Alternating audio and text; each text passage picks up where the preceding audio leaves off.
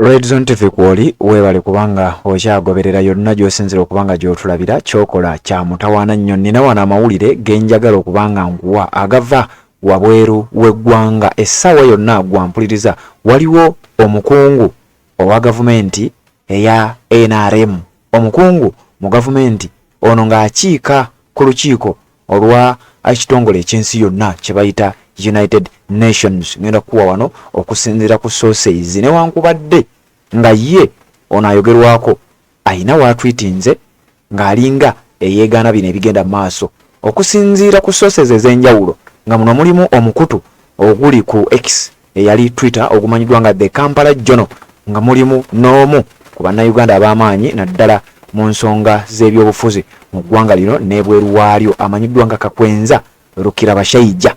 Abantu bano waliwo amawulire genjagala okubanga nkuwa, oyinza okubanga tonnagamanya naye nga weetaaga okuba ng'ogamanya. Essaawa yonna gavumenti y'omukulu amanyiddwa nga General Yoweri Kaguta Museveni si birungi gwampuliriza. Mu ggwanga erya America waliyo ekitongole ekimanyiddwa nga FBI oba Federal Bureau of Investigations. Ekitongole kino nga kyekikola ku bukessi munda mu ggwanga erya USA. Nga olaba mu ggwanga erya Uganda tulina ekitongole ekya ISO, Internal Security Organization, ne tuba n'ekitongole ekya ESO, External Security Organization. Kati ebitongole bino byonna bikola bukessi, bikola kunoonyereza, wabula nga bikola mu ngeri za njawulo. ESO nga wulira nti external kyekitongole ekikessi ekikettera ebweru w'eggwanga. ISO kyekitongole ekikettera munda mu ggwanga erya Uganda. Kakati ne mu ggwanga erya America waliyo ebitongole ekimanyiddwa nga FBI, nga kino kirimu bakakensa mu nsonga z'okunoonyereza, nga kirimu abasajja abakugu mu nsonga bwe kituuka ku bintu ebyokukola okunoonyereza ku nsonga ez'enjawulo. Kakati ebitongole bino byombi bya njawulo. Waliwo omukungu gwe ngenda okubanga nkutegeeza nga bw'omulaba mu kifaananyi awo. Omukungu ono kigambibwa nti agenda kubanga atikkibwa essaawa yonna.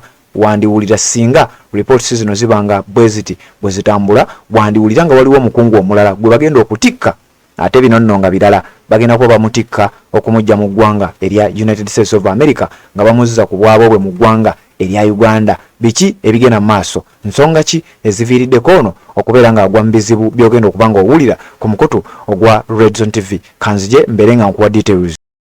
Assalamu alaikum wa rahmatullahi wa barakatuh. Amanya n'eddoboozi Haji Abdul, omusomi w'edduwa. Nkola ku nsonga ez'enjawulo, emirimu nga gikutataganyeko, ebyenfuna byo nga bidobonkanye, ne oba oli bweru wa ggwanga emirimu gya kucankalanako. Jangu kusomere ku dduwa. Okuva nedda edduwa zaabaawo, edduwa zisomebwa, omuntu n'otereezebwa mu mbeera yonna ebadde ekwesibyeko akanyaaga. Nina ekyoto kye nsobola okukumira wadde oli bweru wa ggwanga nga toli kumpi wano n'ofuna omukisa ogwo nawe n'osomerwako ku dduwa nga nkuteddeko n'akabaani. Allah ajja kukusaasira, ajja kwanukula. Kuba ku namba yange y'essimu 0752 44 71 56 ne ku WhatsApp kwendi mpereza obubaka sobole okukuyamba. Assalamu alaikum wa rahmatullahi wa barakatuh. Yes, tukyagenda mu maaso n'okubanga ate tukutuusaako embeera nga bwetambula. Njagala okutegeeza gwampuliriza ku mukutu ogwa Red Zone TV. Bw'oba tonaba kubanga osubscribe nga kikole, tubeere nga ate tutambula ffenna okusinziira ku sources ez'enjawulo. Omukungu omusajja oyo gwolaba ku screen yo bamuyita Adonia Ayebare. Adonia Ayebare ono nga ye mukungu akiikirira eggwanga erya Uganda mu kitongole eky'amawanga amagatte ekya United Nations, amanyiddwa nga Adonia Ayebare. Kigambibwa nti waliwo ebizibu ebimujjidde era essaawa yonna yandibwanga naye agenda kubanga atikkibwa. Nkugambye ensonga zamaze dda okubeera nga zikwatibwa ne zisindikibwa mu kitongole ekikessi eky'eggwanga erya United States of America ekimanyiddwa nga Federal Bureau of Investigations oba FBI. Omusajja ono akiikirira eggwanga erya Uganda ku kitongole ky'amawanga ag'ensi yonna eky'amawanga amagatte ekimanyiddwa nga United Nations. Okusinziira ku mukutu guno ogumanyiddwa nga The Kampala Journal bagamba bwe bati FBI to probe Ugandan envoy Adonia Ayebare over alleged money laundering. Nti kitongole ekya Federal Bureau of Investigations. Kitongole kino nakikugamba kitongole ekikessi ekikola obukessi munda mu ggwanga erya United States of America. Era ng'ekitongole kino kiruddewo nnyo nga kikolera ddala emirimu gino. Kyatandika ng'ennaku z'omwezi 26 mwezi gwali gwa 7 omwaka gwa 1998. FBI Federal Bureau of Investigations. Kino no kyanjawulo naye nga nabyo byombi bitongole bikesse. Kyanjawulo ku kitongole ekimanyiddwa nga CIA kiri bakiyita Central Intelligence Agency, kye kitongole ekikettere eggwanga erya United States of America wabula nga kiketta ebweru wa America. Kati kino ekitongole ekimanyiddwa nga FBI kitongole ekikessi mu ggwanga erya America wabula nga kikettera munda mu ggwanga. Wuliriza okusinziira ku source eno. FBI to probe Ugandan envoy Ayebare Adoniya over alleged money laundering. The US-based Federal Bureau of Investigations has received a petition from a whistleblower indicating that Uganda's permanent representative to the United Nations, Adoniya Ayebare, has money laundering operations. Nti ekitongole ekikessi eky'eggwanga erya United States of America ekimanyiddwa nga Federal Bureau of Investigations kyamaze dda okubeera nga kifuna petition oba okwemulugunya okuva mu omu ku bantu bannayuganda ab'enjawulo abawangalira amawanga agali eyo bawangalira mu ggwanga erya United States of America oba oliawo n'amawanga amalala. Ekitongole ekya FBI kyafunye dda reports okuva mu bantu ab'enjawulo abaagaliza eggwanga erya Uganda ebirungi mbu omusajja ono amanyiddwa nga Adoniya Ayebare ayina emisango egy'okubulankanya ssente. Waliwo reports ezifaanagana ku kubulankanya ssente, obubbi, obuli bw'enguzi n'ebirala ebifaanana bwe bityo.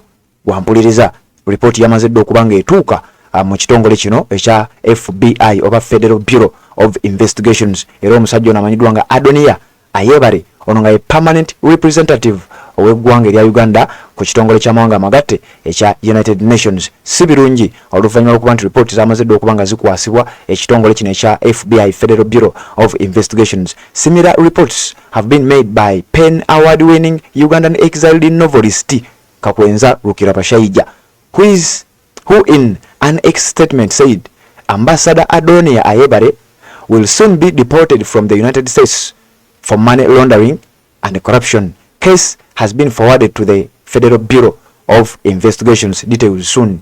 Nti jabuvuddeko omuwandiisi era ng'ono yakamala okuwangula award emanyiddwa nga Penn Award era nga munnayuganda eyadduka mu ggwanga erya Uganda asangibwa saidi eyo ku lukalu lwa Bulaaya mawanga oba mu ggwanga erimanyiddwa nga erya Germany amanyiddwa nga Kakwenza Rukirabashaija. Ku mukutu gwe ogwa X eyali Twitter yateekayo obubaka buno nti ambassador oba permanent representative w'eggwanga erya Uganda ku kitongole ky'amawanga amagatte amanyiddwa nga Adoniya Ayebare essaawa yonna agenda kubeera adipotingibwa, agenda kuba atikkibwa agibwe oba agobwe mu ggwanga erya United States of America ku nsonga za buli bwanguzi, kubulankanya ssente n'ebintu ebyefaananyiza bwe bityo. Nti era case oba omusango guno gumaze okuba nga guforwarding oba gusindikiddwa mu basajja abakugu mu nsonga z'okunoonyereza mu ggwanga erya United States of America, abasajja abamanyiddwa nga aba FBI oba Federal Bureau of Investigations. Ono nga bagamba if deported,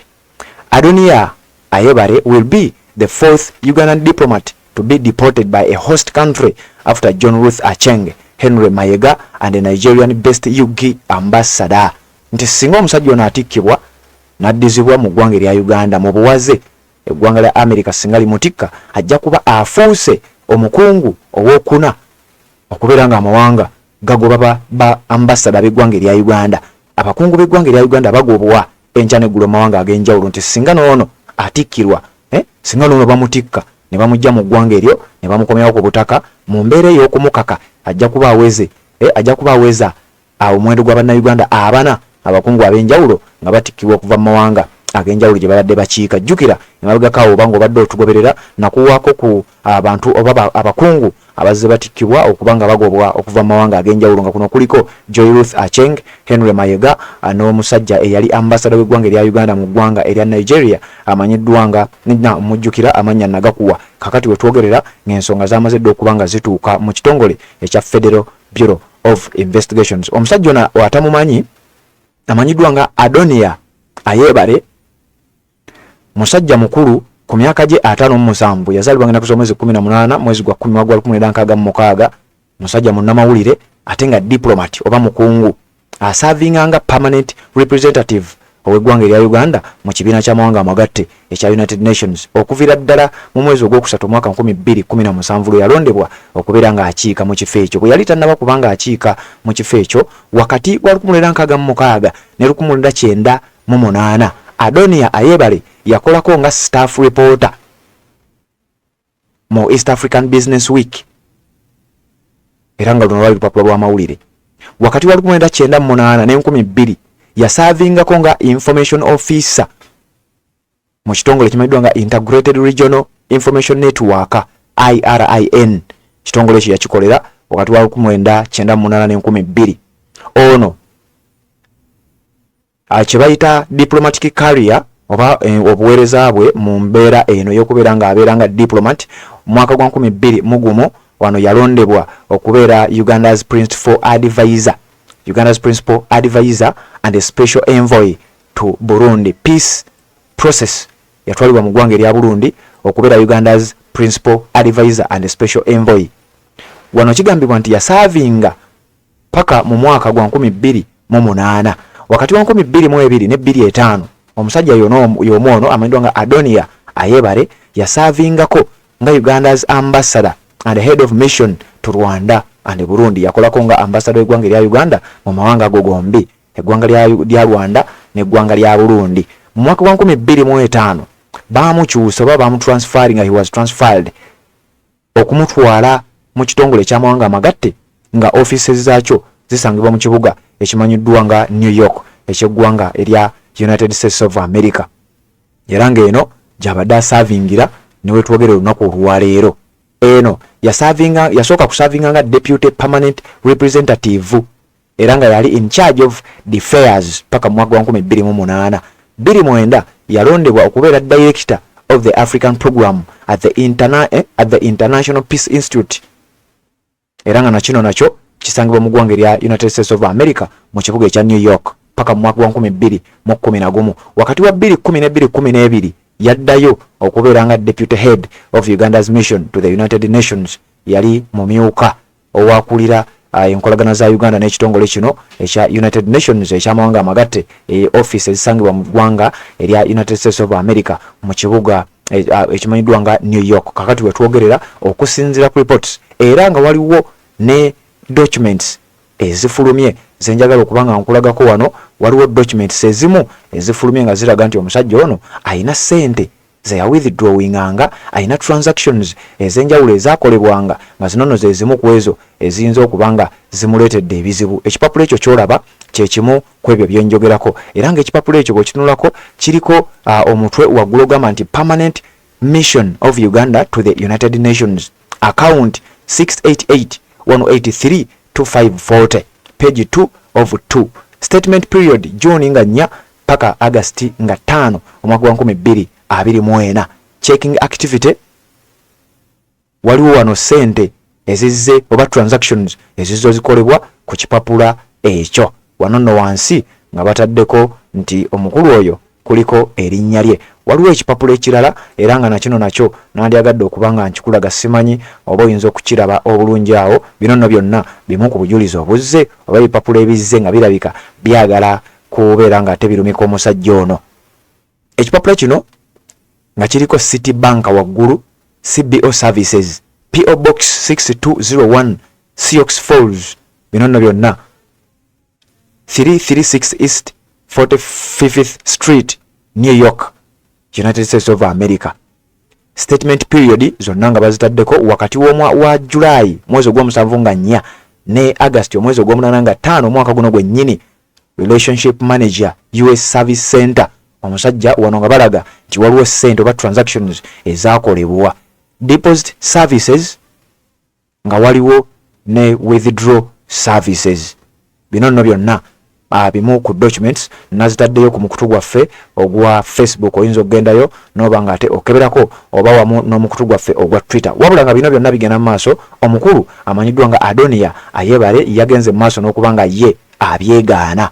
Wano nno tujja kwongera okuba nga ate tukutusaako embeera nga bwenajja wano ku mukutu ogwa Red Zone TV. Oba tonaba kuba nga osubscribe nga kikole obeera omu ku abo abasooka okumanya singa tuba tutaddeyo ensonga yonna. Weebale kuba nga okyagoberera tuwuliziganye mu updates eziddako.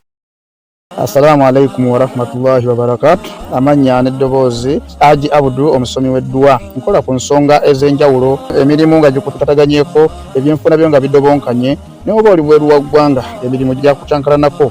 Jangu kusomere ku ddua okubeda nedda eddua zaabaawo, eddua zisomibwa, omuntu n'oterezebwa mu mbeera yonna ebadde ekwesibyeko ekusibyeko akanyaaga. Nina ekyoto kye nsobola okukumira wadde oli bweru wa ggwanga nga toli kumpi wano n'ofuna omukisa ogwo nawe n'osomerwako ku ddua nga nkuteddeko n'akabaani. Allah ajja kusaasira, ajja kwanukula.